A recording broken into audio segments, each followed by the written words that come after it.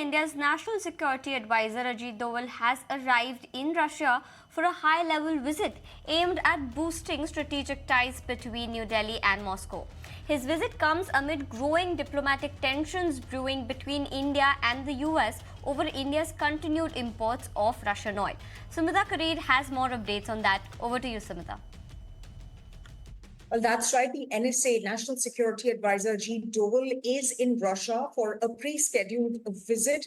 And this has gained new political significance and new political weight, given the threats that are being issued by Donald Trump and the criticism that is coming from the United States on India's oil and energy trade with Russia. In fact, just last evening, he once again threatened to increase tariffs substantially, given the fact that India continues to trade with Russia. However, focusing on the visit, what's going to be a key focus of this visit? Well, like I said, this was a pre-scheduled visit, but this is assumed importance given the background of India-US ties, which have impacted a bit over Donald Trump's threats to India. So whether it's related to trade, it's related to tariffs, or it's related to India's energy trade with Russia. What's expected is, well, Ajit Doval is expected to hold bilateral discussions with his Russian counterpart. This is essentially going to be in regional and global security cooperation. And it's also going to be around defense cooperation as well that India has with Russia.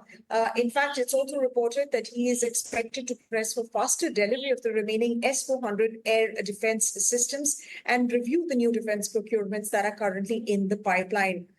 So that's as far as the agenda of Doval's visit to Russia is concerned. But meanwhile, commenting on Donald Trump's criticism over India's trade to Russia, the MEA, in a statement called out the United States, and it called the attacks that have been made by the United States as unjustified. It said that India is being targeted. It also exposed how United States continues to trade with Russia, whether it's related to requirements for its EV industry, fertilizers industry, and nuclear industry.